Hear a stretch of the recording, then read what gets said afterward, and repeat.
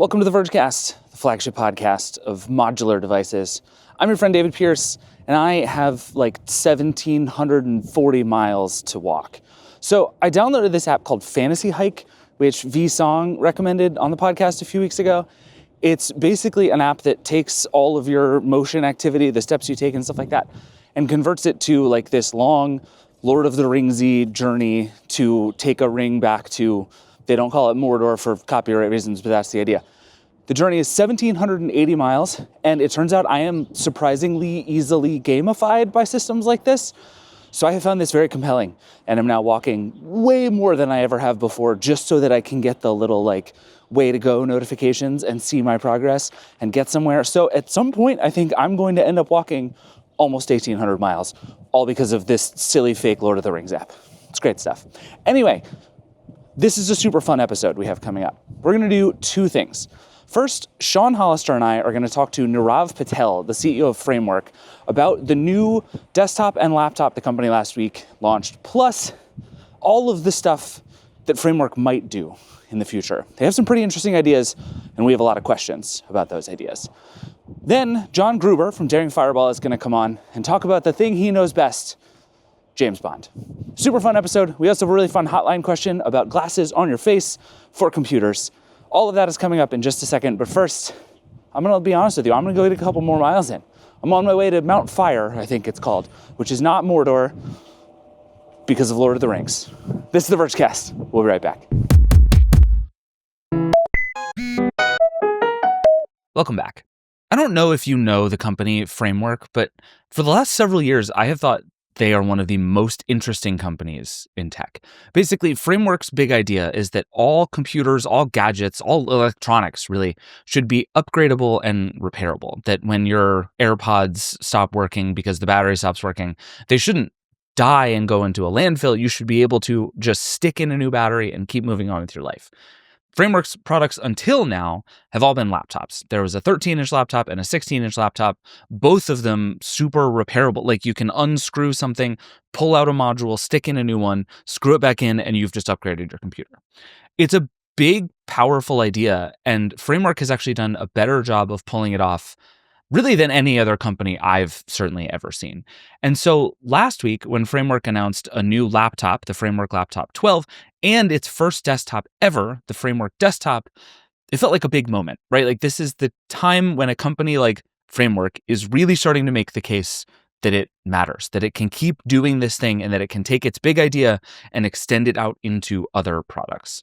So I called up both Sean Hollister on our team and Nirav Patel, the CEO of Framework, just to dig into all of this. What's going on at Framework, how it's been able to pull off this miraculous thing that no one else has in actually sticking to the plan of having upgradable gadgets, although it hasn't been perfect, and we're going to talk about that, but also what you can do with this idea about how gadgets should work and how far it really goes. So lots to talk about. Let's just get into it. I kind of just want to start with Framework as a company. Because again, it's been a while since you and I have talked. It's been a while since we've talked about Framework stuff on the Vergecast. Catch us up on Framework, the company, a little bit. You're kind of a hardware startup, but you're not as startup-y a startup as you were. Like where do you feel like you are at the moment? I think we're not as startup-y a startup. I'm going to take that as a compliment, meaning I think we're executing relatively smoothly and without a lot of... I think it is a compliment, yeah. Yeah, without a lot of drama, I think is the key, which makes it feel maybe less like a startup than many other startups do. But yeah, we're 5 years in, we're 60 people, and whenever I say both those numbers, people are eyes like go wide a bit, like, wait a second, really? Yeah, you can do that with 60 people? There really is just a testament to the team that we've been able to put together. We've got just an awesome set of individuals, and we're also just carrying in a ton of collective experience, both from like bigger, mature consumer electronics companies of like how to do hardware smoothly, but then also the startups that were very startup-y, where we got to learn from the mistakes very quickly and not at least make those same mistakes again. I also feel like from the beginning, you've been kind of resolutely less chaotic than a lot of hardware startups. Like Sean and I spent a lot of time with people who have huge ideas about revolutionizing everything and quickly discover that, you know, making one of something is very different from making thousands or millions of those things. And I feel like you were pretty clear-eyed about that stuff from pretty early on. And I think it's still like, even just hearing you talk at the event this week about the way that you're thinking about products, like there's still a sort of cautious approach to all of this, that it's like we're going to be slow and careful and not try to move fast and break things. Yeah, that's right. You even published it in a manifesto, I want to say. Your think that's earliest right. manifesto. It seems like you had this notion that you needed to be very selective. Yeah, it's a move slow and fix things approach to startups, I think. Which is, I mean, it's fundamentally, we're about longevity. So if we're not building the company around longevity, the team around longevity, the infrastructure, how can we build the products themselves to be long-lived? Like, how can we reasonably go out there and say we're building a laptop that's going to last longer if we're operating as a company in a chaotic manner? So that's like really what drives very deliberately us making decisions that optimize for what's going to guarantee that 10 years from now we're still able to deliver on the same set of promises, not what's going to mean that we can capture the most hype or the most interest in the next week. So with that way of thinking about it, why the two things you launched this week? The as you're, you've had two laptops. Those two make sense together, I would say. These two things feel slightly further afield than the stuff that you've done before. And I think in particular, I'm curious, why do a desktop at all? But why these two as the next two? Yeah, sure. I mean, I think if you look at the Framework Laptop 12, that's like pretty core and pretty in line with the path that we've been on since day one as a company. I mean, in some ways, like I actually have even said in the past that like if we had the technical capability to have done Framework Laptop 16 before Framework Laptop 13, we might have done that in the sense that, like, as we think about who the customer base, who the end user is for those products, it is actually like the more enthusiastic, earlier adopter persona that's gravitating to the 16 than the 13. And so, like, as we look at the 12, like, as we think about our mission and our product philosophy, it's almost like the ultimate expression of that. Like, we took the category that is the most disposable and we want to make it the least disposable.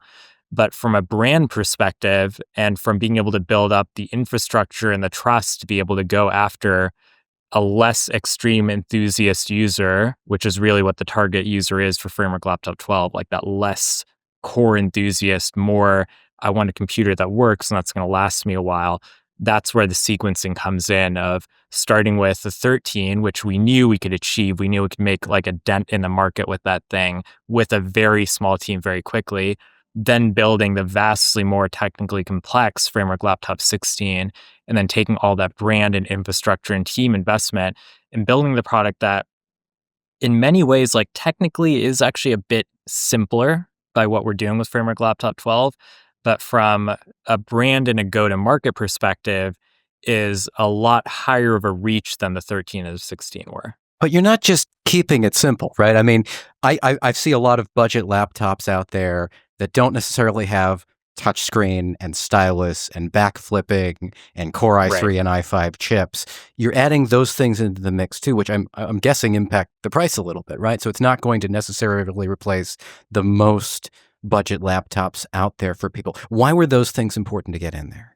Yeah, I guess like when I say simple, I think one key thing to call out on that is I mean from an invention risk standpoint. Like as we look at 16, like we invented a lot to make 16 work. For 12, it was actually in many ways we took like little pieces of things that we invented from 13 and 16 and then brought them into 12.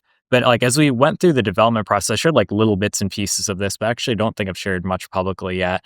That as we started the development process for Framework Laptop 12, like about 2 years ago, we actually had some like extreme and novel designs and architectures that we were bouncing around, like things like reconfiguring by taking apart modules between like clamshell and tablet and like detachable modes and things like that.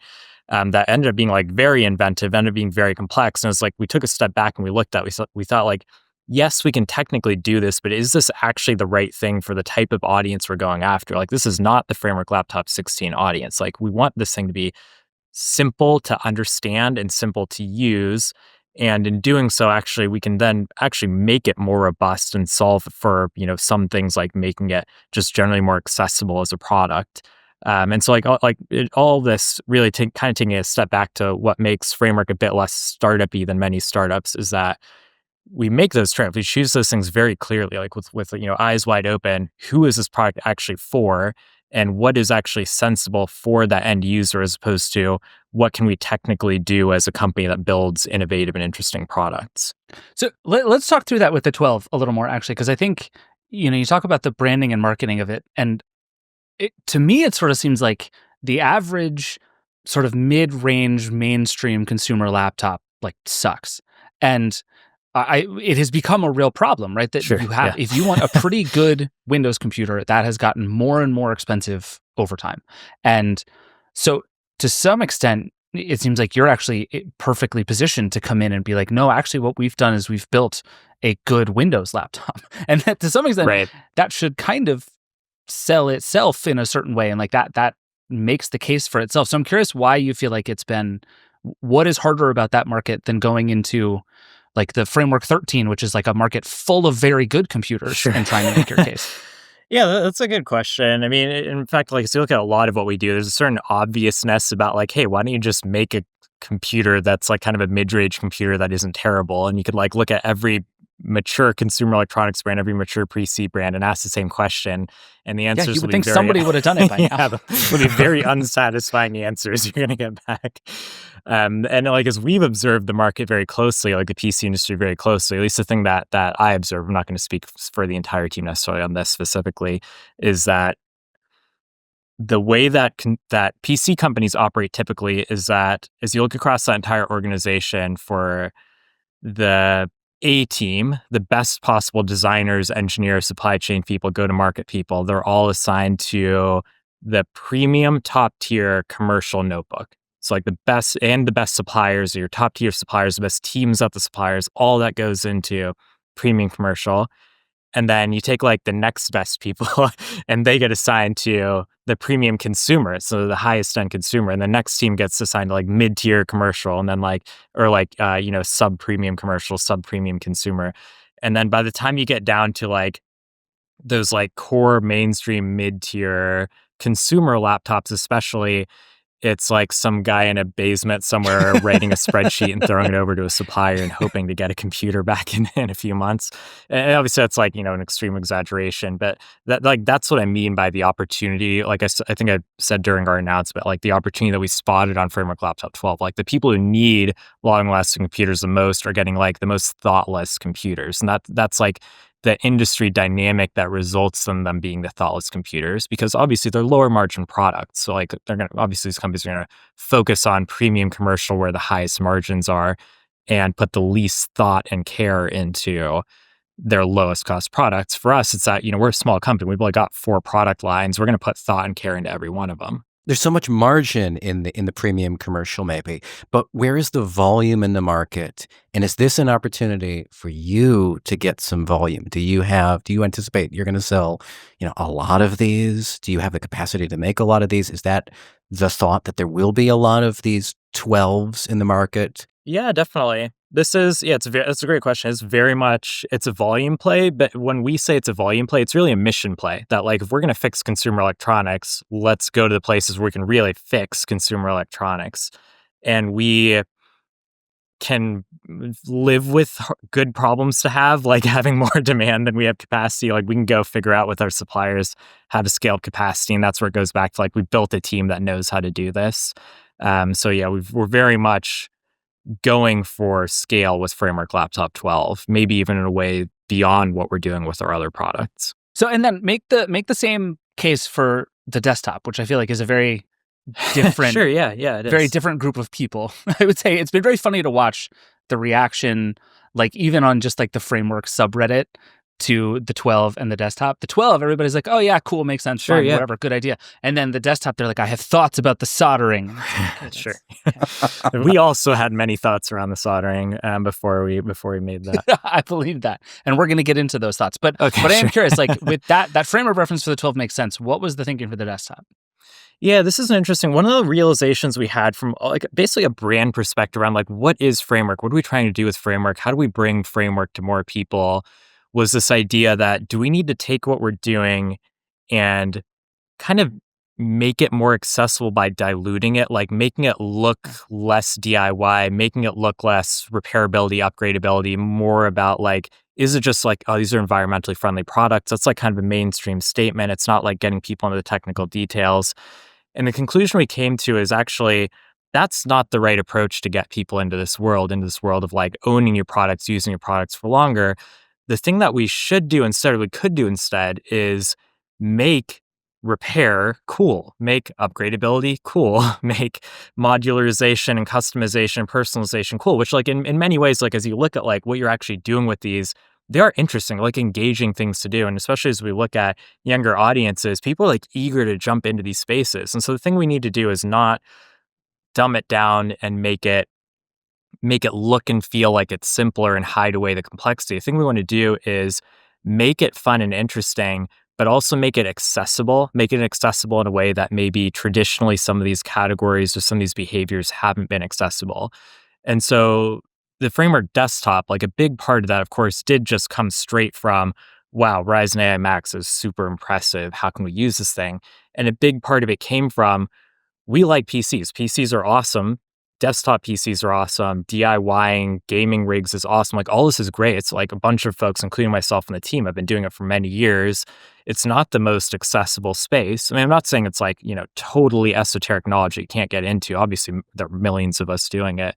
But we saw an opportunity for us as framework to like take that culture and take that ethos and open the door a bit wider by building a computer that was just simpler to bring into your life. Like there's less mental overhead required and just simply this less physical space required to have it enter your life. But, we did as much as we can to still bring in as many aspects of that same ethos and culture around DIY and PC building into it. How is this one simpler to bring into your life than any pre-built desktop that comes with modular components in it? There are many of them on the market.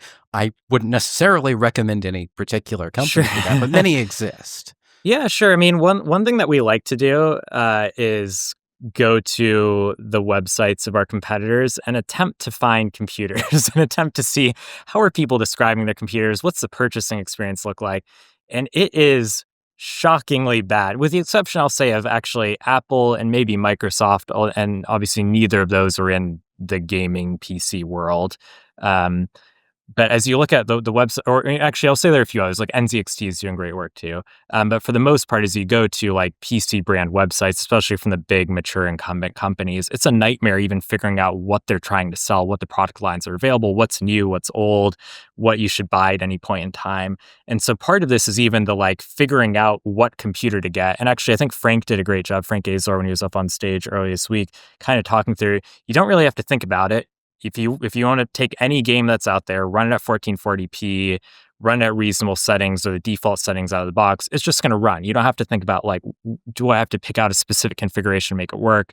And then for us, from just like a browsing and like learning about the product and purchasing experience aspect of it, like our marketplace team has done great work to actually just make it straightforward. It's not like, what if the 100 different weird pages of computers is the one that I'm supposed to be getting and these confusing specs that are there.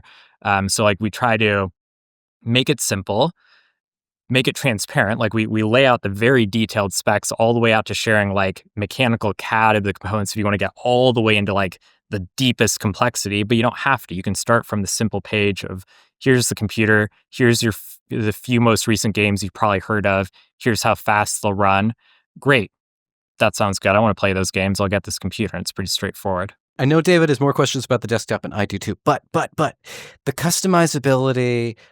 To the one thing when you said you're bringing the learnings from the 16 and the 13 into this desktop and this laptop, I thought maybe that meant we would see more of the input modules and the expansion bay, the two new input mechanisms, the two new modules types that you introduced on the Framework 16. And why don't we have some LED panels or customization or secondary screen kind of electronic stuff going on the front of the desktop, replaceable keyboards maybe on the 12. Tell us about what What about those made them not a good fit for this? And if we're going to see any more of those in the future? Yeah, this is interesting. Like, you can see on the desktop, well, actually, I'll say specifically on my comment on bringing learnings from 13, 16, that was repairability learnings for 12. There was maybe less direct knowledge transfer into the desktop just because the category is so different architecturally. But we did bring in the expansion card system. And it's really, as we look at any product we build, especially looking at Framework Laptop 12, looking at the desktop, we think both through what makes sense in our ecosystem to try to drive ecosystem expansion or commonality between products or being able to share modules or share supply chain infrastructure. But then also, if we were building this product from a totally blank slate, what does the project experience actually need to be? And we end up like making sure that the end result actually like logically makes sense in a way that like we don't want to force something that isn't going to be natural just to get cross compatibility or like cross module sharing between products. But we also want to leverage ecosystems where we built them out. And so basically, as we look at the expansion card system, for example, in a world where we built the framework desktop first, we didn't have laptops. It's very unlikely that we would have invented an expansion card system just to make the front I/O of the desktop modularized. Like that's probably not something that would make sense. But we built the expansion card system. We already have that available. We have like, a dozen different expansion cards out there, including things like additional storage, additional Ethernet cards, things like that. So since we had that in our library, we have all of that available. It made total sense to plug that right into the front and bring some of that customization that's helpful in laptops to a place where it's also helpful in a desktop. You've told me before in a prior interview that you actually plan your funding around this. That's right. When Yeah. you get a new chunk of funding, that chunk of funding allows you to build out a new product, which for you, unlike most companies, means a new product category. It means a new size of some kind of device, and I want to get into that later too. It means a new size of some kind of device, and that allows there to be a repairable and modular 12-inch laptop instead of a 13 or 16. It allows there to be a modular repairable desktop all of a sudden, but doesn't mean that each of those new product lines is going to be upgradable. We don't know that. I don't think you've said that, and I would love for you to say it here on this podcast. With the 13, Sure, yeah. a 2021 machine with an old Intel chip can now be upgraded to a 2025 standards with a modern AMD chip. I don't know about any company that's ever done that before. It's amazing that you've done that. I don't know if you said out loud that when you do this for other categories that you are going to do that you are going to make them so that you can put new boards in them in the future and upgrade them. Yeah. I don't know if I ever haven't said that. I'm not to double negative it. But yeah, I can definitely say that. I can commit to we start product lines where we have conviction that we'll be able to deliver on the upgradability of it, not just on the longevity of it. And the challenge here, of course, is that the definition of upgradability is really broad. And in many cases, because we can't be in full control of the entire world's PC world's supply chains and roadmaps, we don't want to over specify what upgradability means because that is something that's outside of our control. I think you'd be shocked at how often and how rapidly roadmaps at very large silicon companies change. And so we don't want to even see something that like we see on a roadmap and we see based on our knowledge of that item, like, oh, yes, that could make a good upgrade for this because we don't know if a year from now that item will still exist. So when we state what that upgrade is, it's that that thing is something we'll be able to ship. Like we're deep enough in development, it's close enough to hitting, well, for in our case, not a shelf, but hitting our website that no matter what those silicon vendors decide on the roadmap, that thing's not going to disappear and we'll be able to get it out into the world. Going back to the fundraising question, this idea that we do fundraising to unlock new categories, like very tactically, what that means is that when we raise funding, like we did early last year, we actually go and hire and build additional teams within Framework. And we go out into our supply base and we make sure that they're hiring and building additional teams that are dedicated to working with us. So every time we add another category to our roadmap, another long-lived category to our roadmap, that's us building a team inside of Framework that owns that product category.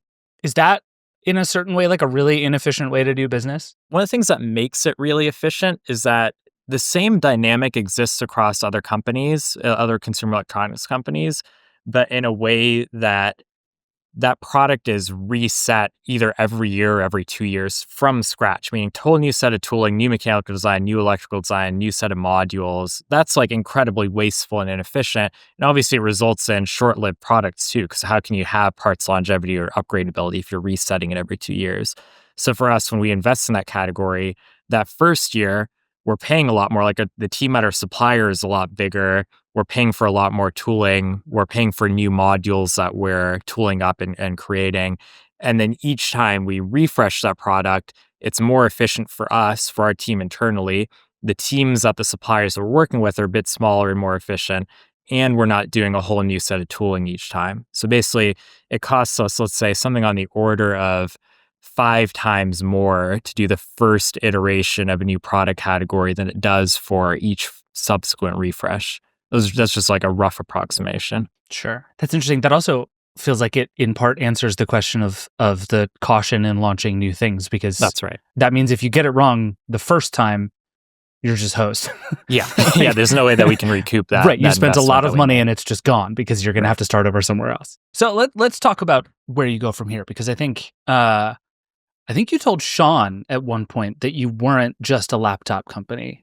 We're not. We've got a desktop now. I right? know. Does that count? Like, have you satisfied the brief now? No, or do no. you, Is that like, what you meant? Or are you going beyond PCs eventually? No. Yeah, what I meant is we're going beyond PCs. And part of this, it goes back to the efficiency thing. It goes in some ways even back to the fundraising thing of like part of what made the Framework desktop really obvious for us was that we could identify that mission and product philosophy and market opportunity for us. But we could also identify that, we can leverage essentially all of our existing supply base and partnerships, including the really strong partnership we have with AMD, to do this really quickly and do this really efficiently. Whereas if we think about like a total leap into an entire different space, that's us building an entire new supply base, which then demands a lot of confidence and a lot of investment to basically make that confidence make sense. So as you think through something like a phone, which I know everyone has asked you about, Sure, yeah.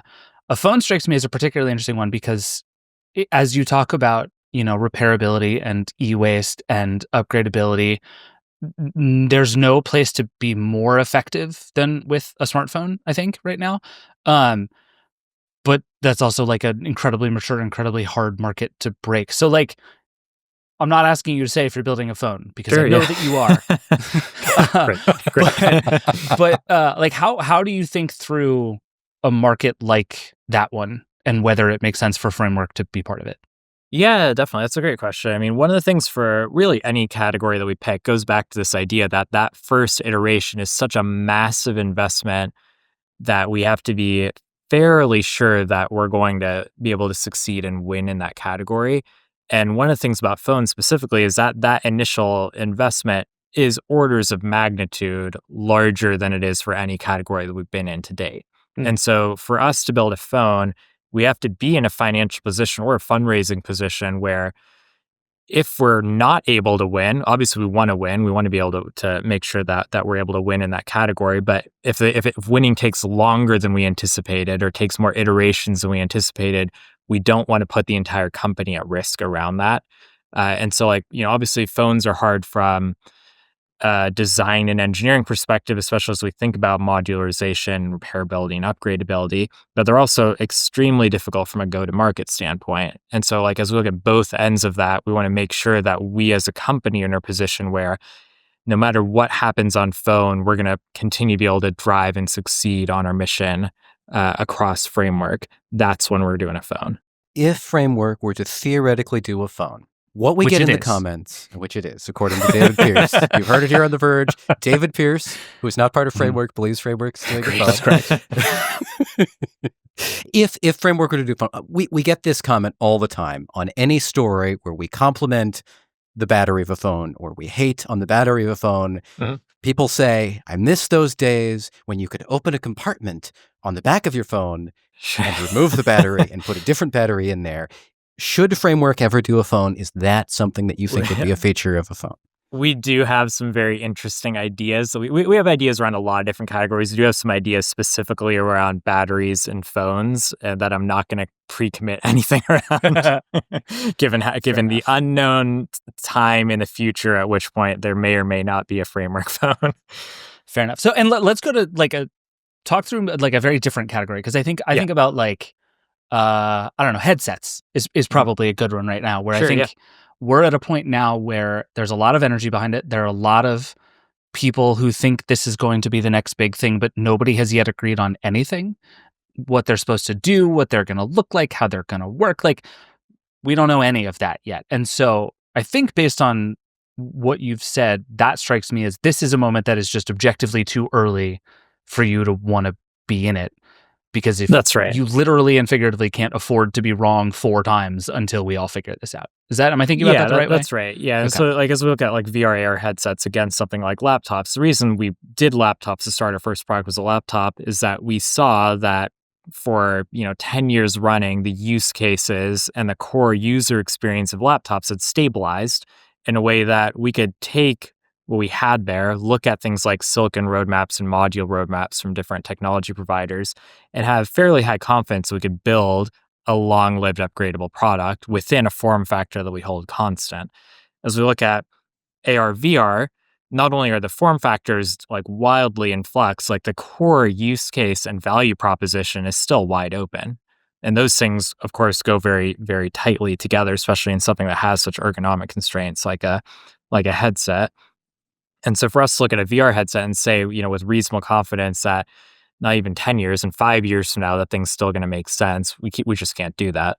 So it wouldn't make sense for us as a company with our product philosophy to go and build a VR headset or an AR headset until that industry matures and stabilizes. And the interesting thing is like the way our business model works, we want that to happen. And that like as these product categories mature, replacement cycles inherently lengthen, which we're even seeing in smartphones already over the last 5 years. And the companies that are in the space invest less in innovation necessarily in a form factor perspective, a use case perspective, because there's no juice left to squeeze out of that lemon. And instead, you end up with this world like we're seeing maybe with iPhones today and the reviews that folks like you at the Verge are doing on iPhones reviews of like, oh, actually you can skip this year, wait for next year because there isn't a lot worth picking up this year. That's like our signal for like, oh, okay, we see those reviews. That means it's time for us to enter that product category. So, all right, we need to let you go here in a minute. But before we do, I believe Sean has a lightning round of Oh, things he okay. wants to throw at you. So, I do. Sean, I'm sure I can anticipate go a for few it. of them. It won't have the question that I asked you the other day, okay. though. So I've already asked it. That's fair. 240-watt charger.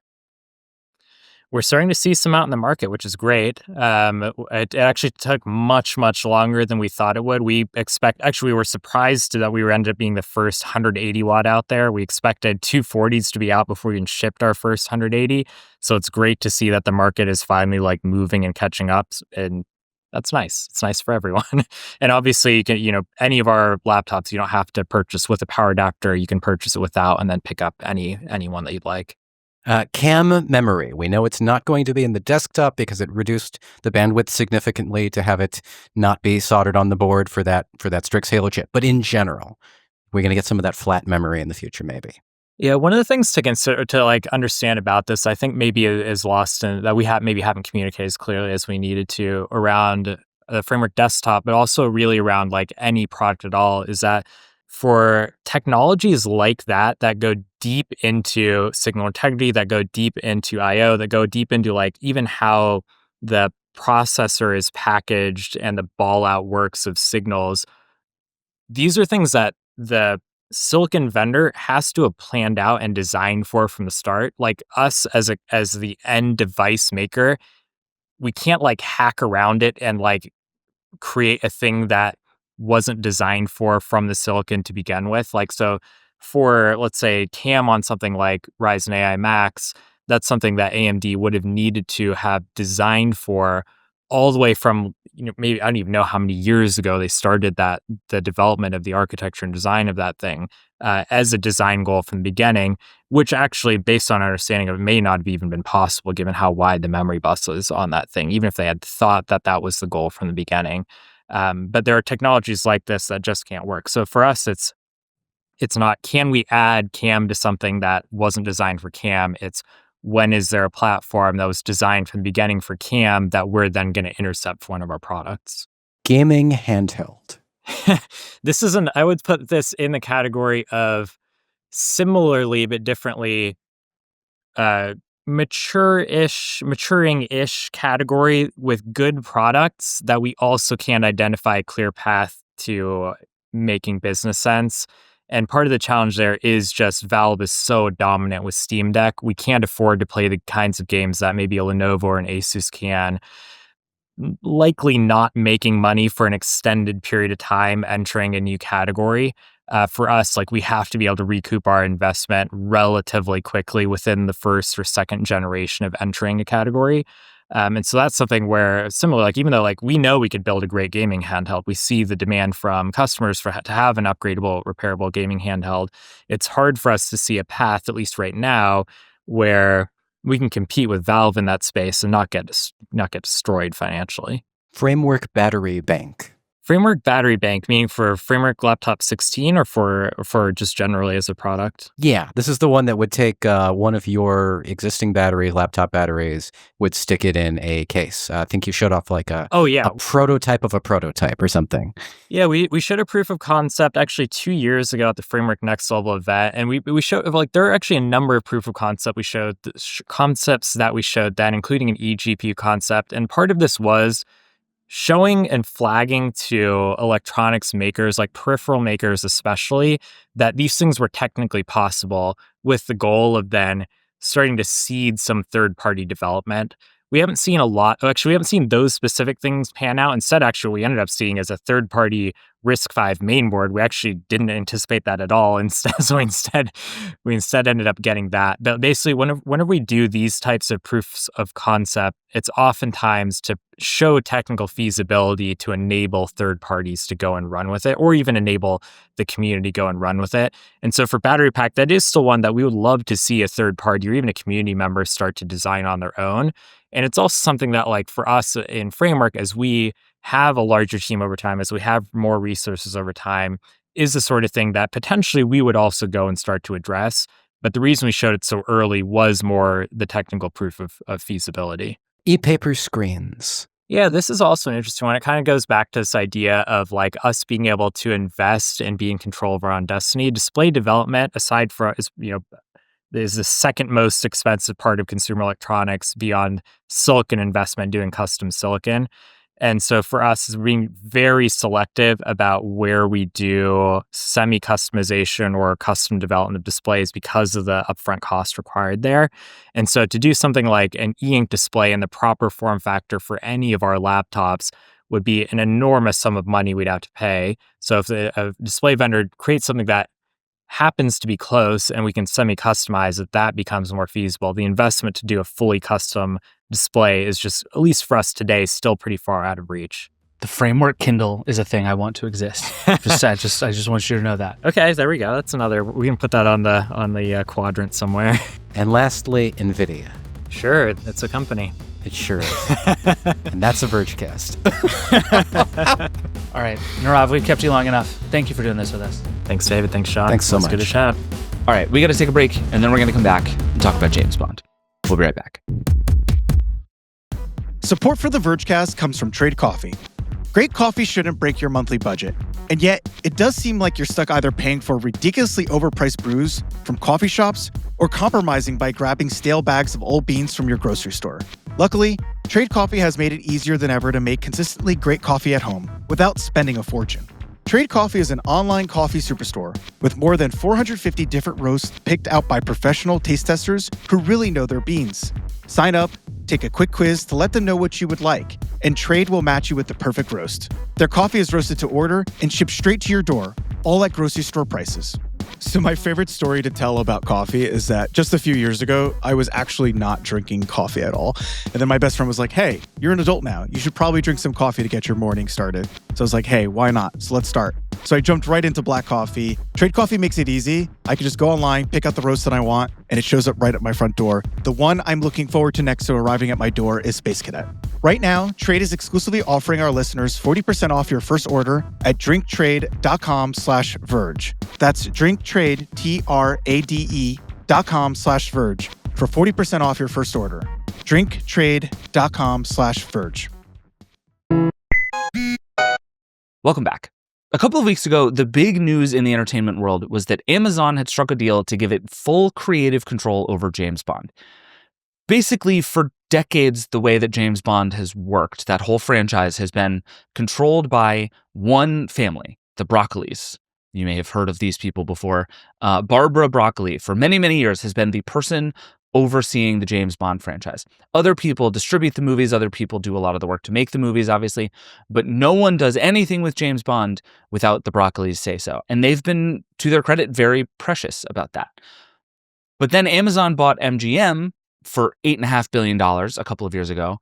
And a big part of what MGM had to offer was James Bond. Since then, there has been no James Bond.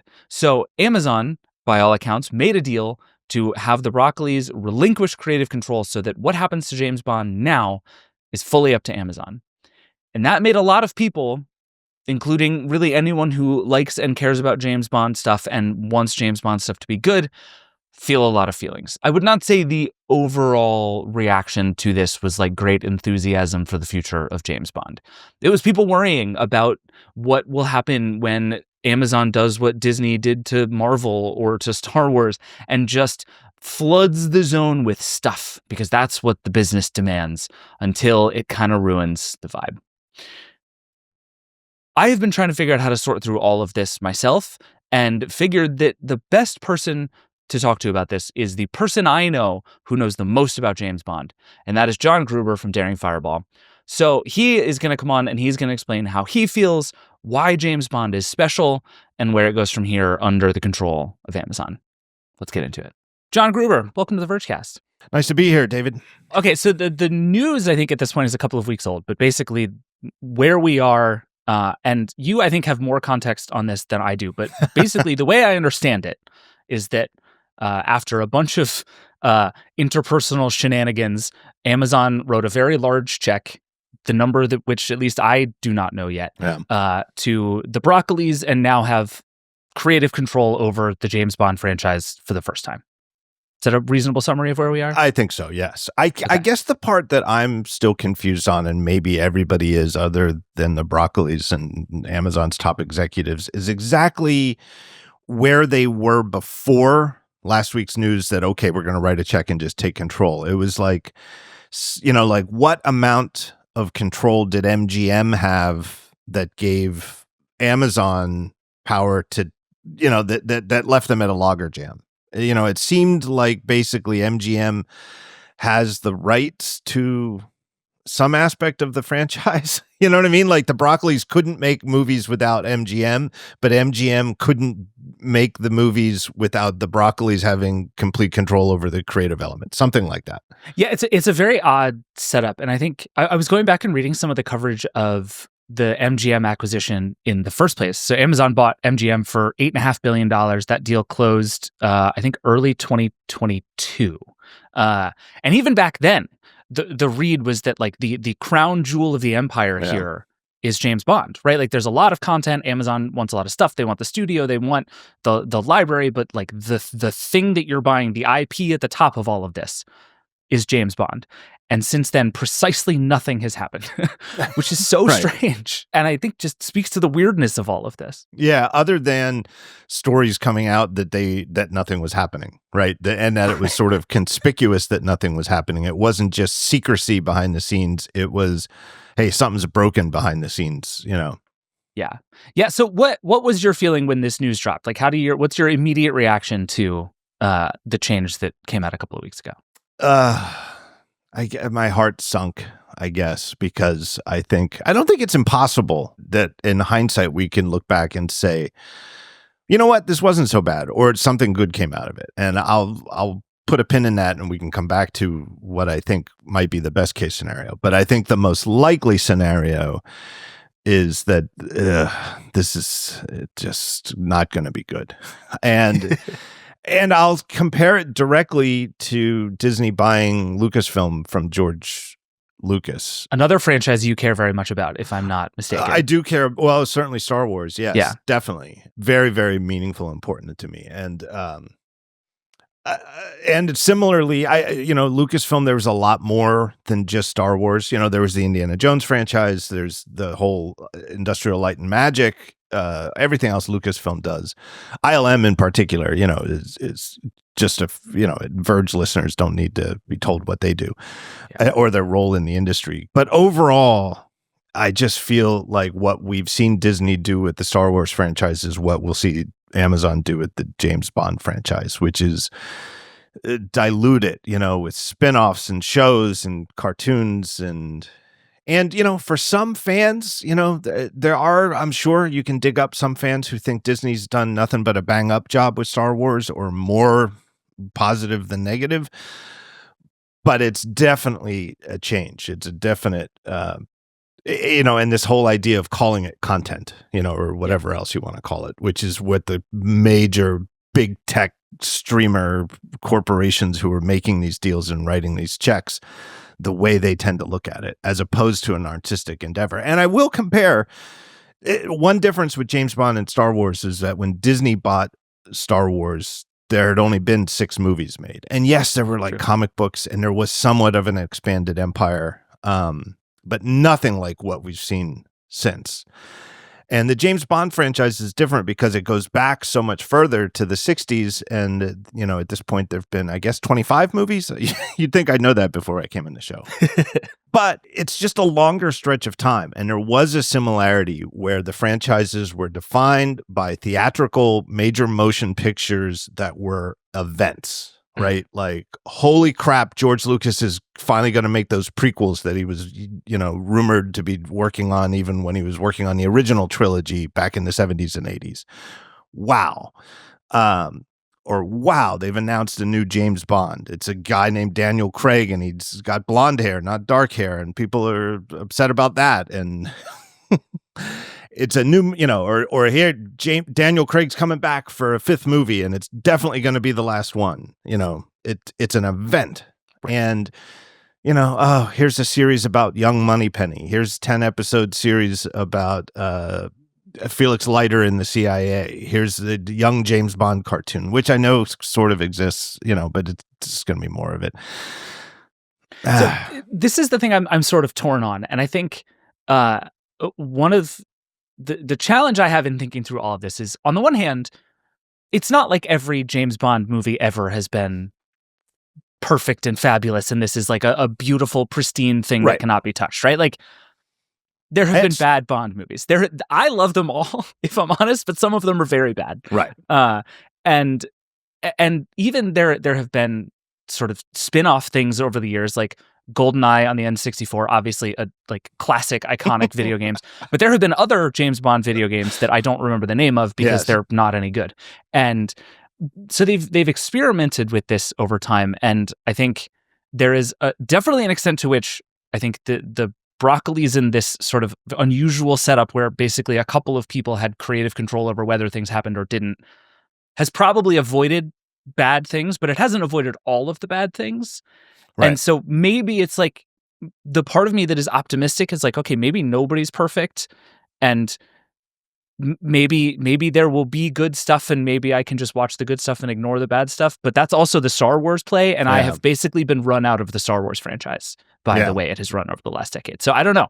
I'm torn between these two feelings. Yeah, and I say that as a real big fan of. I mean, that's why I'm here. And a long time ago, in the first run of my podcast, The Talk Show, when I was co-hosting it with Dan Benjamin, this is like, oh man, like 2008, 2009, literally like early days of podcasting.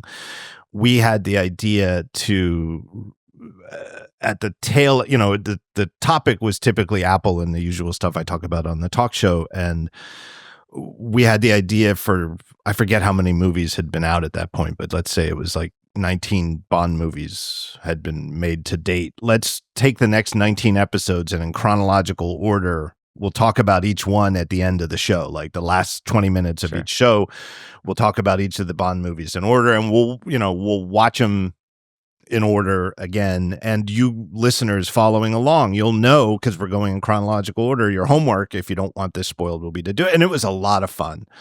But rewatching them all in order, you know, and we talked about it week to week, you know, they're uneven, right? There's some of them are not great. Some of them don't hold up. And it's kind of interesting watching them again. But I don't think it's for lack of effort, right? And I think that's the difference, is that when, like with Disney's current stewardship of Star Wars, or the Avengers too, the Marvel universe, right? With the amount that they're putting out, there's no intention to try to make everything great, right? That's the difference, is that when you know you're putting out all of these hours of content, and they call it content each year, you know that the overall quality is trying to be like, I don't know, good at best. Yeah. It's not trying to make everything great. And, you know, and we could talk about that a lot of people, especially people of our generation, a lot of people have very negative feelings about George Lucas's own second trilogy in the Star Wars movie. Yeah. I personally, I don't love it like I do the first ones, but I actually don't hate it like most people of my generation do. I actually like the movies overall, and I like their weirdness, and I like that they're not just trying to redo what the first trilogy felt like. And I really noticed with my son's generation, my son's 21 now, but he was a little kid when those movies were like new. His generation didn't really see a difference between the old trilogy and the new trilogy. They just loved Star Wars, you know? Yeah, so much of that stuff is tied to sort of time and moments in your life in a way that's always really hard to peel apart. That like, whichever part of it you saw when you were 12 is probably your favorite. Yeah, definitely. It's just a hard thing to undo. Well, and that just came up recently with SNL's 50, right? 50th anniversary, where so many people, and there's so many cool documentaries that came out about that, but over and over again. And I think this is one of those things that we can debate what the best eras of SNL were. But one thing that's almost undebatable is that most people feel that the quote unquote best years and the best cast were the ones when they were like a teenager and they first started getting late night adult sarcasm and humor. And so no matter how old you are, you kind of have this sweet spot in your head. And I think the James Bond movies are like that, right? Everybody has a sweet spot for the sweet place in their heart for the James Bond of their youth, of the new movie, you know, whatever were the new Bond movies when they were young and they first fell in love with the franchise. You know, and then you get older and you get more of an appreciation for going back in time and sort of putting things in perspective. But that's, to me, the difference, is that the Broccolis, for 20-some movies, were always trying to make each one a great Bond movie. And they fell short sometimes. I think you make 25 movies, you know, and you try to take risks, and you're trying not to repeat yourself, and you're trying to keep Bond. And I think they did this remarkably so, like keep Bond current through the 60s, the 70s, the 80s. I mean, it's a long time to keep a character current through dramatic changes in culture, history, world geopolitics, things that affect a spy movie. You know, some were better and some were great, some not so great, but they were always trying. Yeah. To that end, actually, why do you think this character in this franchise has been this enduring? Because it's kind of unparalleled in that sense, that like James Bond is I think very different as a character from first movie to, you know, No Time to Die, but it's also pretty recognizably the same the whole way through. And for that to happen and still even have the possibility of being any good is pretty unusual with any kind of franchise like that. Just the fact that it hasn't run out of steam yet is kind of wild. What is your sense of why that is? How much time do we have, right? I mean, that's sort of what makes me obsessed with the franchise, is trying to answer that question, and sort of the impossibility of really buttonholing it very neatly into a very succinct, yes, that's exactly how they've done it argument. Like, you're not going to get there. And that's what makes it endlessly fascinating and fun to discuss. If I had to try to encapsulate it, though, I think the things that they did that really made this built to last, and it sounds cynical, but I mean this in an endearing way, that they established a brand for James Bond, right? And right out of the gate, they had the theme song in the first one, Dr. No. The theme song was cool when it was new in 1962, and it's sort of timeless now, right? Star Wars got that right too, right? With the great John Williams score, right? Like, and the logo for Star Wars, the logo for James Bond with the 00 and the 7 that's shaped like a Luger or something, which isn't even a gun James Bond used, right? And he, and that ties into other aspects of the brand, like the fact that James Bond is persnickety and very picky about certain things. He wants to use a certain gun. Like, that's his favorite gun. The Walter PPK for most of the run. And he wants his martini famously prepared just right, and that sort of pickiness of the character becomes part of the brand. And I think that they managed it over the years to sort of keep that fundamental brand timeless, and then they could decorate around it with each decade and with each actor as they move it forward, but that core brand resonates with people. I totally agree with that, and I think part of the reason I'm thinking about this is because I have to assume that if you're Amazon, that is the big question to try and figure out, right? Is like, what about this can we not change? Because I think what I assume to be true, and I'm curious if you feel differently, but what I assume is true is that every imaginable branch of the James Bond cinematic universe is about to come true. We're going to get more Bond movies. We're going to get a Q spinoff that's going to be like a tech show. We're going to get a Moneypenny thing. They're going to do a whole thing about, minor characters. We're going to spin this thing in every single direction. And I feel like if I'm the person in charge of James Bond at Amazon, the question now is, what do you have to have inside of one of these to make it work, to make it James Bond? And in a weird way, the answer to that question seems to both be like scarcity. You actually can't do too much. That's like a part of the whole James Bond thing that I think if we had done 50 movies by now instead of 25, it might actually be really different. But that also, even that thing you're describing is hard to, you can't just have him say shaken, not stirred once an episode and get away with it being a Bond show. You know what I mean? I feel like that's a hard thing to define with Bond in a way that even Star Wars, you just start with like galaxy far, far away, permission to kind of do whatever we want. And I think that was the wrong approach, but you can at least see how you start from that. James Bond is harder to define that way. Yeah, because there is no one central character of Star Wars, right? That's different, right? It's not the Luke Skywalker cinematic universe. I think they decided it was the Force, right? That was like, they were like, that is the unifying theme, and it just didn't work. Yeah, and like, what is the greater James Bond cinematic universe? It's just the world, right? It's the modern world, right? That's where it just seems more worrisome to me, even than Star Wars, right? Like, where, like, to me, clearly better parts of the Disney era Star Wars, Andor, which itself is sort of a spinoff from my favorite movie they've made since then, the Rogue One, which isn't about the main characters. It parlays into the story of them, and it takes place in their era. But it's like, but here's the thing that's happening over on the side. But what's happening in the James Bond universe when we're not paying attention to that, him himself, Agent 007 for MI6? It's just the world, right? So that's so true.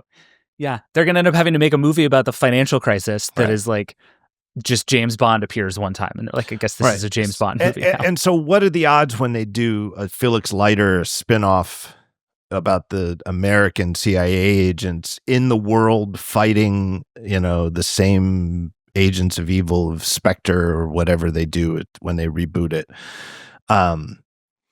how is that going to be any different than just any random CIA show that Amazon puts on Prime, right? And that this is the other part, to go back to your question from 10 minutes ago about why my heart sunk. The other thing that really has me bummed about this is I think of the major streamers, Amazon Prime's original content is the worst. I was going to ask you about this. If you were more upset that it was Amazon in particular than anybody else, why? I like Mr. and Mrs. Smith is my only quibble with that statement. But otherwise, I think I largely agree with you. I haven't watched the Mr. and Mrs. Smith yet. And the one show that when I mentioned this on Daring, and also I'll add that to my list. And I like spy stuff. I like spy shows. It's spy shows, heist shows, spy movies that are, more heisty is sort of the sweet spot. I like that sort of plot. It's a very middle-aged white guy thing to like, but that's what I like. But I don't know. When I mentioned that I just don't think Prime's original content is good. People pointed to a show called Patriot that was on. It's like a sort of somewhat comedy, and I'd never even heard of it. It was on like 2015. It was on for 2 seasons, and then they canceled it. So it sounds like Amazon. Yeah. And I did my favorite show on Amazon, but I can't recommend it. It was a show called The Peripheral from a few years ago, based on a William Gibson novel. And it was really well done, but they canceled it after 1 season. And it's one of those shows where that's why I can't recommend it. It was a very good season, but it clearly stopped at a point that they were really, it wasn't a satisfying conclusion. It was meant to keep going for at least another season or 2, and it didn't. So it's like, so it's the best show that they made. Good production values, good cast. I thought it was pretty smart because, I hadn't read Gibson's original book, but it seemed smart enough that they surely seemed to use the source material well to make an intelligent show. So much else that I've seen on Prime is just sort of like, it looks bad and it's sort of dumb. Yeah. Well, and I think I'm now thinking about how many of these sort of generic, kind of anonymous seeming spy shows there are out there. And a lot of them are big hits. Like the Night Agent on Netflix is the most forgettable show of all time, but is a giant hit. Yeah. And then there's The Recruit, which I thought was The Night Agent, but is actually a different thing. And there's just a million of these, right? And I think, like, I probably watch more of them than most, but I just keep thinking, like, you take all of that stuff and you rename it James Bond. And maybe that's where we're headed, is we're just going to have a million generic things with this name that isn't generic. And that's how Amazon feels like it can win. Right. Which is a real bummer of a way to go. And you've got to go back to the word branding. You've got this brand that, like a way to style the logos of whatever you call the show. A way to style I don't know what it would be. I'm not a logo designer, but a way to style Young Moneypenny in a way that looks James Bond branded, musical scores, and Disney does, if you like the proliferation of cinematic universe content, I mean, Disney does a good job with stuff like the music for its various Star Wars shows. And you can tell from, if you didn't know what was playing, you could just listen and say, oh, this seems like it must be a Star Wars show, right? And I guess they'll do that with the Greater Bond. And they haven't said they're going to do a Greater Bond cinematic universe. Like I said before, maybe they'll do the right thing and sort of keep it rare or special, but I doubt it.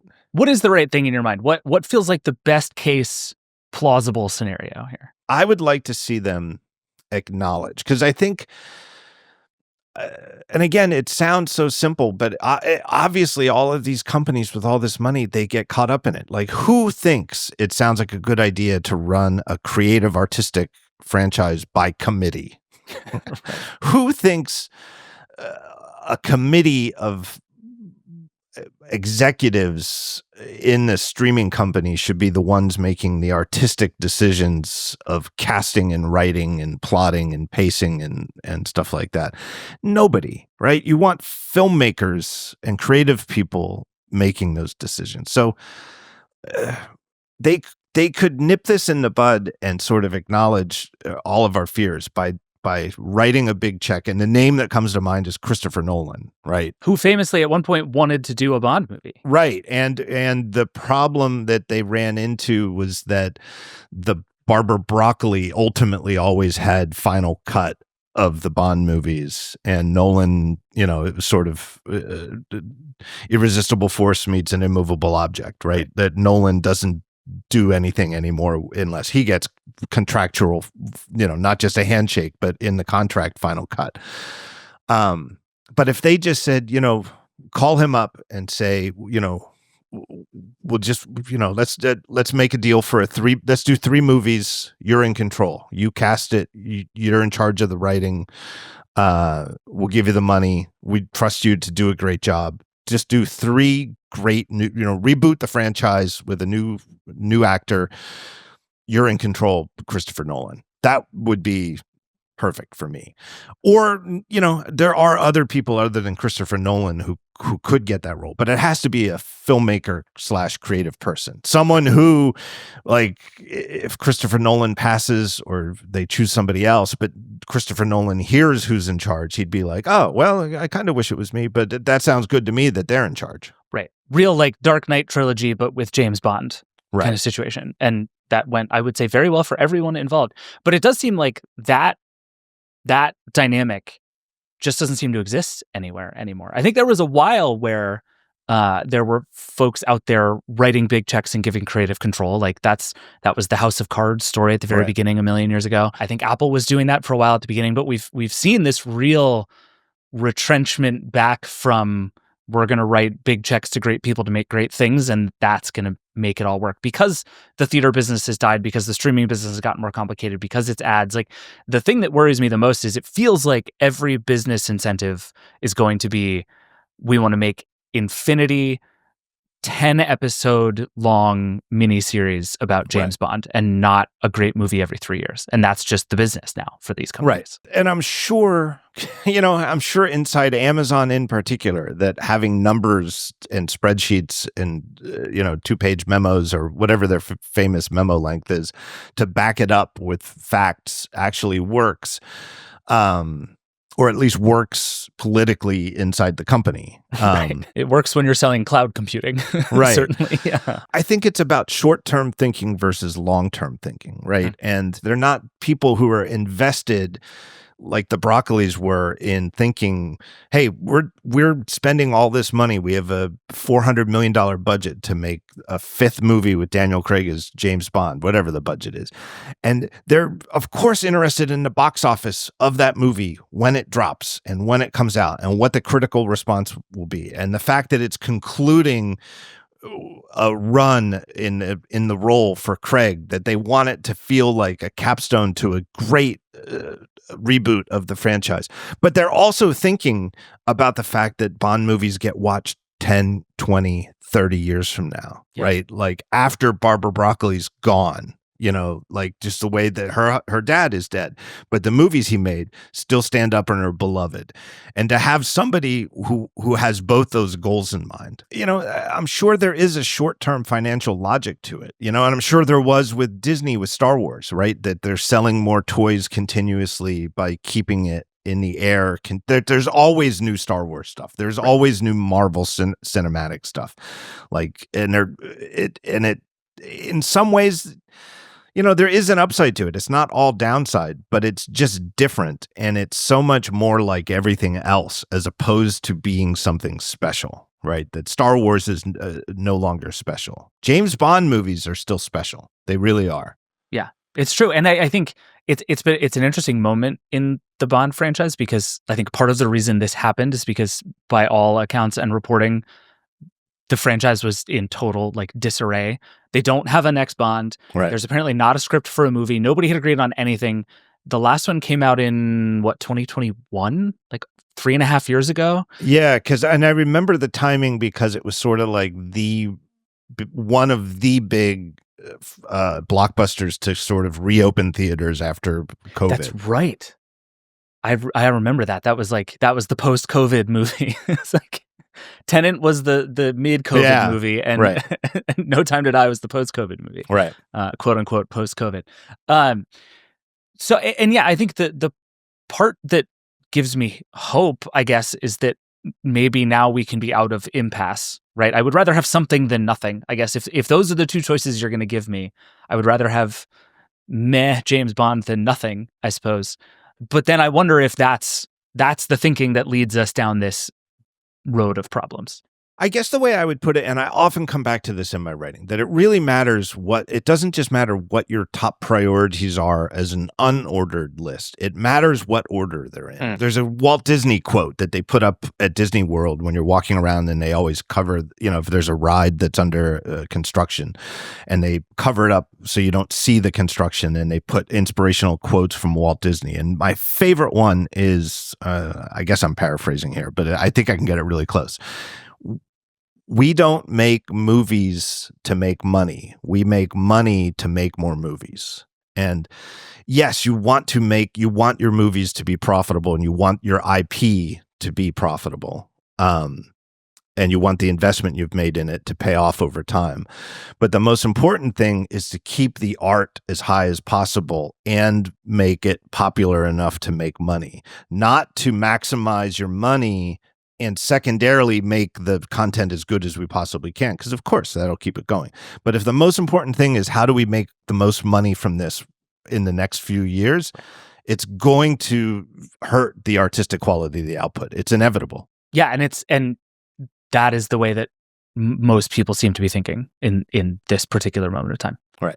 And there's this whole misnomer. We see it in tech all the time. I mean, and people, but it really isn't true. It's a philosophy that some people have, but there's no bearing in law. I wish Nilay were here. He could maybe he'd tell me to go bugger off, and it is in law, but I'm pretty sure it's not. I've looked into this, but this notion that publicly held corporations are under a legal obligation to, quote, maximize profits for shareholders.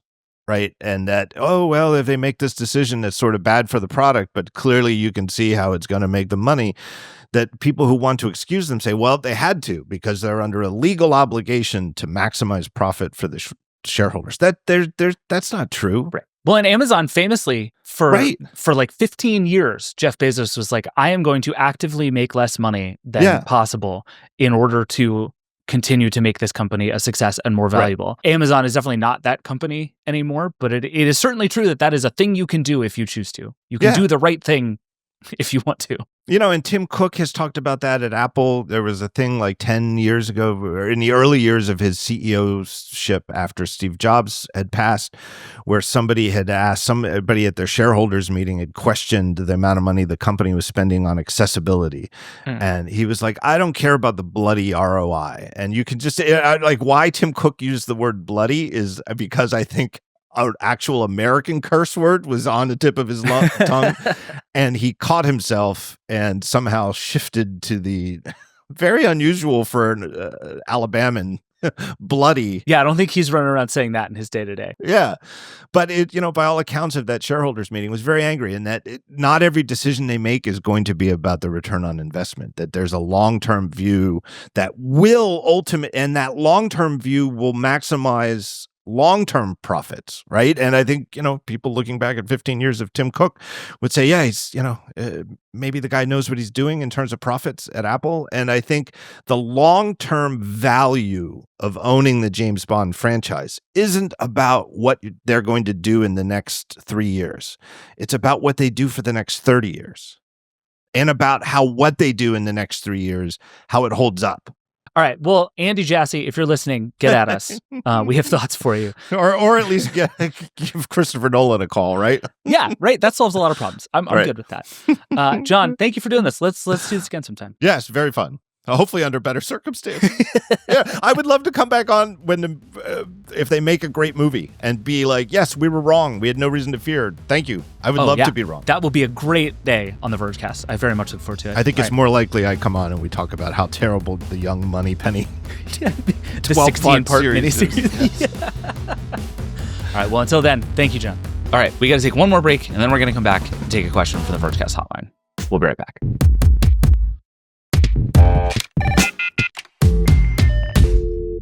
All right, we're back. Let's get to a question from the Vergecast hotline. As always, you can email vergecast@theverge.com. You can call 866-VERGE11. You can, Blue Sky. We're not that hard to get a hold of. If you have questions, we want to hear all of your questions. Thank you, as always, to everybody who reaches out. This week, we have a question about face computers. Hey, it's Mark. I'm using a laptop on a computer table on a desk, and I am just unhappy. The laptop screen is so low, I feel like I'm just cranking my neck down, and I'm sick of it. And while external monitors exist, and they're great for desks, I want to be able to move around, travel, go different places, be in the living room, wherever I need to be, office. I don't care what I look like. Can you help me find something I could put on my face, some type of glasses that I can connect my MacBook Pro to and use as a monitor? And obviously, the Apple Vision Pro exists, but it seems that the value is just not there. The value's not there. I'm not paying that much for all of those features that I don't need, when all I need is a really good screen that plugs in to my face. So please, help me. Please. All right, V-Song is here. Hi, V. Hi. I have never wanted to help anyone as much as I want to help Mark. Oh my God, Mark! I feel for you so Yeah, Mark's much. going through it, man. So what do you think? Where does your head I have an immediate reaction to this. I have. Where do you I go? have one answer for Mark, Okay. and it is the X-Real 1 glasses. This is where I went to. Okay, good. This is the answer for you, Mark. This is actually, I think, the only answer for you, Mark, because so what the X-Real 1 look like is they just look like a normal pair of glasses from afar, sunglasses, and then it has USB-C. You plug it into anything that can output video by USB-C, so it can be your phone, it can be your laptop. And then bada bing, bada boom, you've got an extra screen in front of you, and people will just think you're a jabroni indoors wearing sunglasses. But in front of you, you get to see an ultra-wide screen if you so choose to enable the ultra-wide, or you get to see a very large screen in front of you that it's actually surprisingly really good quality. So yeah, I've been testing the X-Real the X-Real 1, which is their newest series of glasses. They also unveiled the X-Real 1 Pro. What makes it pro, off the top of my head, you get when like someone smacks pro at the end of something and you get just a little bit extra. It's that. I'm using the regular X-Real ones, and I think they're great as is. I think they're about $500. So, a seventh of the price of a Vision Pro. And it basically is going to extend your screen for you. It's not going to hide your screen, your laptop screen. It's still going to be on, but you can just look up and not have to crane your neck down. You can look up and type. So, just crank your font up. My eyes are really bad. So whenever I'm typing in it, I was slacking a message to you, David, earlier in the X-Real ones, and I was like, oh, Jesus, I can't read this. I need to, because my eyes are notoriously bad. Mm-hmm. So I had to just be a really old lady and crank up the font to 150. And I was like, oh, now I can read this comfortably. And you can adjust the distance of the virtual monitor. So you can put it further back if you have better vision, or put it real up close me, because I'm blind. So yeah, X-Real 1. Okay, so I think you're right, but I just want to talk this out a little bit. Okay. I went to exactly the same place that you did, which I think suggests that this is probably the right answer. Mm-hmm. I think we can dispense with the Vision Pro immediately because it's $3,500 and it's really heavy, and it's just for this thing that you want, it is wildly overkill and also not ideal because it's really heavy on your face and it's $3,500. And just not portable, because Mark says he wants it to be portable. So I'm assuming that he occasionally wants to go to a coffee shop. And if you want to go to a coffee shop, please don't bring your Vision Pro. The travel case is not that. Is it portable. Possible though that a Meta Quest could be the answer? It's possible. I have tried doing work in a Meta Quest before and come across similar issues. Not in the sense that it's more comfortable, but I just find it just disorienting because, I don't know, you don't really have peripheral vision in a Quest. So if you are out in public, Mark says he doesn't care what he looks like, and I love that for Mark. But I think you will care even less if people aren't staring at you, because I feel the stares when people stare at me. Yeah. I just feel like you'll be more comfortable. And honestly a little safer because you never know who's a whack job out there just taking pictures of you. Like, that's no Or fun. stealing your laptop while Or you're not stealing looking your at it. Yeah. laptop while you're not looking at it because you're in a headset. I don't think really we're at a place where the headsets make sense for productivity, no matter what the big tech people say. Like, gaming, sure. Like, I think the MetaQuest is great in terms of like how lightweight it is. It's much more comfortable than the Vision Pro. I find it looks really grainy in there anyway, though, so that's not my favorite thing. So I think in terms of screen resolution, listen, I watched Stray Kids videos in the X Reel to test, and I was like, oh, my boys, my sons, my K-pop sons, they're in such high resolution. I love this. So, Okay. yeah. So, and then the other thing I'm trying to figure out is there are basically two ways to do a screen in front of your face, right? One is the like standard X-Reel thing where it's just a display in front of your eyes, and when your eyes move, the display moves with your eyes, right? Like that's very straightforwardly, this is the thing that X-Reel and a couple of others have been doing for a while. The other one, and I think this is the difference when you get into like the pro universe, is you get the sort of 3 degrees of freedom where I can like leave the screen over there. Yeah. Or kind of have it exist in like anchored in physical space around me, even though it's a virtual screen. And I'm trying to think, if I'm just a person trying to use my computer, which of those is better? Because on the one hand, like my screen exists in a space, and if I move my head, my screen stays over here. So that sort of tracks with real world. But also if I'm wearing these glasses so that I can look at my screen, actually being able to turn my head and still be looking at my screen might be a good thing. Do you know what I mean? That is a good thing. I do appreciate that about the X-Reel. There's a button you can press that will just turn them into normal glasses in case you have to see what actually is going on around you. So that's not so bad. My thing is if you're actually working, typing in the headsets is a bitch. There's no way around it unless you have your peripherals with you. And I mean, if you're connecting to a laptop, you can just use the laptop's keyboard. That's totally fine. But it's just not a comfortable experience, is what I would say. So if you're doing long-term work, I find a pair of glasses easier to wear for a longer period of time if you're trying to do deep work. The one thing I do find that the pro headsets have an advantage over is you could make that screen so big. If you ever really want to feel existential dread in a draft, just make it the biggest. Make the screen the size of your wall, stare at it, and just go like, why won't the words come? Have you ever done that? That is like sadistic. Be like, I'm going to look at every word that I have written for this story 6 feet across. That sounds awful. I have done that. It is awful. I will tell you, I've done that. I've just like full screened CMS, stared at it, and just gone like, wow, I've made a life choice. And wow, I really don't like the structure of this graph. What if we just delete it? So I have done that, not frequently, mostly when I was testing, just to like torture myself, because why not? Why not? I will say that if you're doing a lot of writing, though, you really got to crank up the font in the X-Reels. And it's not my favorite to write in. It is a lot better if you're doing just casual media viewing, but you can do it. And as long as you're not looking at 40,000 Excel cells, I think you should be fine. Like if you're just making a deck, blow the deck up. You'll be fine. It's great. If you're doing like a draft where there's hundreds of tiny little words, just crank it up to 180, and then you can read comfortably instead of squinting in your glasses and going like, ugh. Yeah, that's the only thing I'll say. You do make an interesting point about the resolution, though, because there is a certain kind of like number crunching spreadsheeting work that I would say no one should do in a headset of any resolution, because it'll just destroy your eyes and brain trying to make sense of all of it. Also your soul. Also your soul. Yeah, nothing like if you want to see the Excel numbers bigger, you're in real trouble.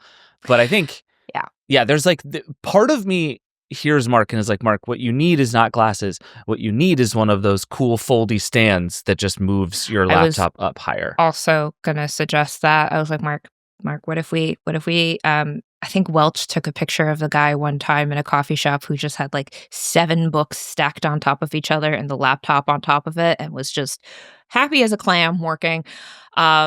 I will say you probably have 7 books in your bookcase, Mark, if you want to try that before you shell out $500 for a pair of smart glasses face computers. But if you are going to go the face computer route, I really do think the X-Real one is probably your only option. There might be like other competitors that I just haven't tried yet, but as far as one that I have gotten my hands on, put on my face, and feel comfortable recommending, I would say the X-Real. They have multiple options in multiple price ranges, but the ones that I have used and can say has a pretty good screen resolution is the X-Real one. Yeah, and I think in a case like this, if you're serious, like I was just looking at X-Real's website because I've tried a few of these, and it's like you can get the thing that you're describing, which is screen in front of your face, for less than the price of the one. But I also think if you're going to use this thing as hard as it sounds like our buddy Mark is going to use it, you should pay for the extra resolution. Like your eyes will thank you if you just spend a little bit more to get the one that looks the best you possibly can. That, and especially if you like want to watch a video privately on the way back commuting, that's, I'm telling you, the Stray Kids, the makeup resolution was really great. And I was just like, they're so beautiful. I love this. I love watching my effeminate sons from a different country dance complicated choreography in Technicolor. It's great. And they're doing it just for you because they're that's doing the it glasses. Just for me because they're on the glasses. No one can see me watch a million TikToks of the Justin Baldoni Blake Lively case. It's just for me. So and now for all of us. On top of that. And now for all of us. It's just, we won't tell anybody. Don't worry. Just, I've watched way too many TikToks about that case. So I'm glad that it's private. It's for the best. It's for the best. V, thank you. Mark, I hope that helps. All right, that's it for the Vergecast today. Thank you to everybody who came on, and thank you, as always, for listening. There's lots more on everything we talked about. Lots of great Sean coverage of all of the Framework stuff. I'll link to John's stuff on James Bond and Amazon and all that stuff. We'll put some stuff on the X-Real glasses in the show notes. All of that in the show notes. Keep an eye on everything, but also keep it locked on The Verge. As far as I can tell, this surprisingly early gadget season is not going to stop anytime soon. So keep an eye out. Anyway, as always, if you have questions, thoughts, feelings, James Bond pitches you want to get out to somebody, you can always email us at vergecast@theverge.com or call the hotline 866-VERGE11. We honestly love hearing from you. It remains my very favorite thing about doing this show is hearing from all of you. The Vergecast is a Verge production and part of the Vox Media Podcast Network. The show is produced by Eric Gomez, Brandon Kiefer, and Will Poor. Nilay and I will be back on Friday to talk about all of the news, all of the politics, all of the gadgets, all of the everything that just keeps happening. We'll see you then. Rock and roll.